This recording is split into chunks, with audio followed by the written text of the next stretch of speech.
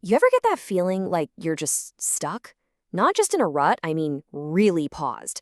Like you're living the same day over and over again while everyone else just keeps going. Well, today, we're diving into a story that's all about that. It's about a life lived completely in the shadow of a stopped clock. Let's get into it. So, this single image, this is where it all starts. And it's so much more than just a broken clock, right? It's the perfect metaphor for the life of our main character, a man named Martin Velde. For years, this guy has been trapped in a perpetual 1147. Think about that. A single moment that just won't end. A present that has completely swallowed up his past and his future. All right, so who is this Martin Velde? Well, he's a man whose whole life is just rigid routine, unchanging. His job? He processes disability claims, spending his days reading about other people's broken lives. And his own life is a script.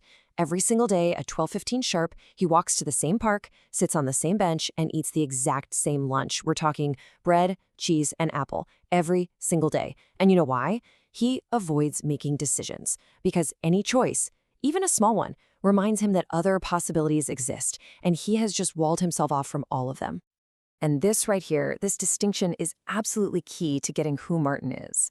At work, he's surrounded by these stories of incredible human suffering, but what he offers is just attention, not compassion. He thinks of compassion as this messy, unpredictable emotion, and he has basically learned to distrust all emotion. So this isn't just him being professional. No, this is a deep emotional shutdown. He's like a man operating a machine he can't control, living a life he literally doesn't feel. So yeah, this routine, it's not just a habit. It's a fortress. A fortress he's built to keep feelings, to keep living out.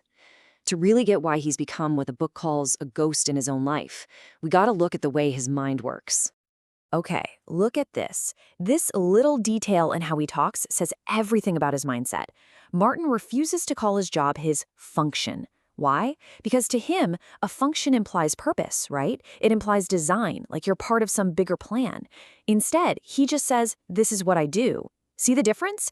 It's just an action, completely stripped bare of meaning or intention. He's basically unplugged himself from the very idea of having a purpose in life. And, this kind of detachment, it has real-world consequences. Big ones. He was in a relationship with a woman named Elena, and it ended because he literally couldn't talk about the future.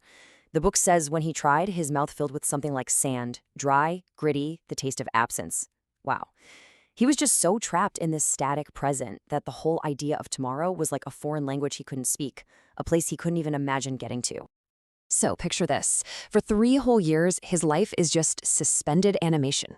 When Elena left, she erased herself so completely from his apartment that the only thing left was this rectangle of dust on a shelf where their photo used to be. And what did he do? He wiped that dust away too. He made the absence itself invisible. His routine was the only thing he had left.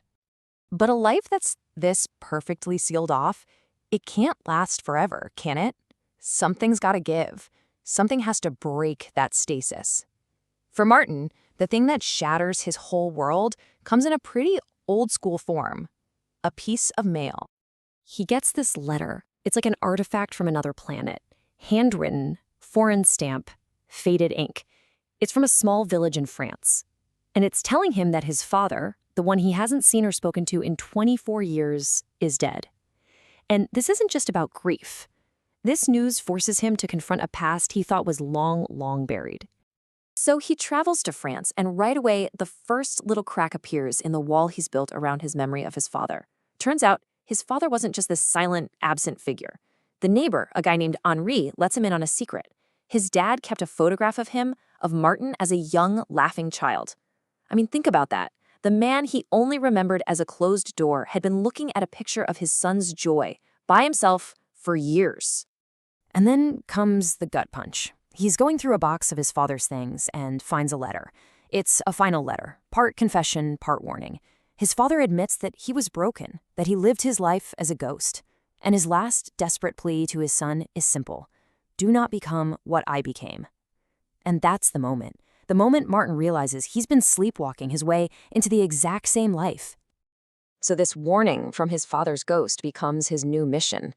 But waking up from a life like that, it's not like flipping a switch. For Martin, it's a whole series of really conscious, difficult choices. You could call them small rebellions against the ghost he was turning into. And he starts with something huge. He quits his job, the one he's had for 12 years, just walks away.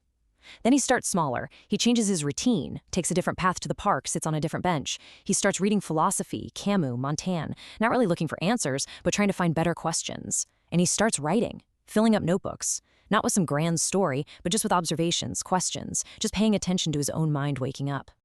And in his reading, he comes across this idea from Camus: one must imagine Sisyphus happy. Before, Martin was Sisyphus, right? Stuck in that gray office, pushing meaningless paperwork up a hill every day. But what Camus suggests is that the struggle itself, that endless task, that can be where you find meaning. Martin starts to get it. The giant rock isn't the punishment. The real punishment would be having no rock to push at all. The work of living, that's the meaning. And from another philosopher, Montaigne, he gets this one simple but profound question.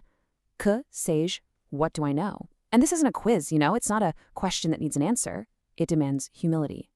And for Martin, this is absolutely revolutionary. It gives him permission to just not know, to live in that uncertainty. And suddenly, not knowing isn't this terrifying void anymore. It's an open space. It's a beginning.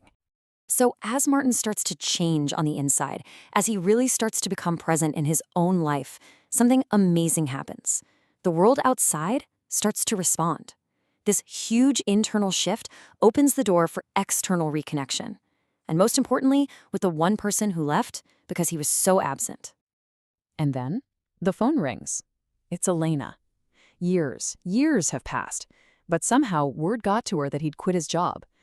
Just that one act was so wildly out of character for the man she knew that she sensed something massive had changed.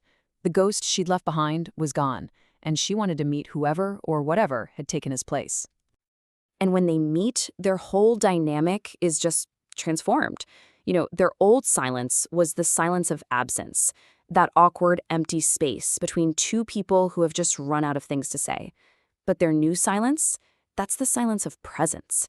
It's two people just being together, where you don't even need to speak, because the connection is just there on a much deeper level. And Martin sums up his whole incredible journey in just a few simple words. He doesn't give her some long, complicated psychological explanation. He doesn't make excuses. He just tells her the simple, profound truth. I'm awake. I wasn't before, and now I am. He was asleep, and now he's awake. Simple as that. He was a ghost, and now he's really here. But here's the thing. Is Martin's path the only way out of that void? The story throws us a curveball. It introduces another character, Séla. She lives in a very similar kind of emptiness, but comes to a much, much darker conclusion. Her story gives us a really challenging alternative to think about. This is how Séla describes herself. See, where Martin felt like a ghost haunting a life, Séla feels she is the absence. She says, I am the hole where the thing used to be. She believes you can't fill a hole like that, you can only fall into it. So for her, there's no buried self to go dig up. There's just a void. So what we have here are two totally different paths leading out from a very similar empty place. Martin's journey is all about excavation, right? Finding a true self that was buried under all those layers of routine and fear. But Séla's path, it's about accepting nothingness. It's the belief that maybe there isn't a core self to find it all, just a sequence of events, a series of actions that kind of impersonate a person. And all of this leaves us with a really big, fascinating question to chew on. Is the self something solid?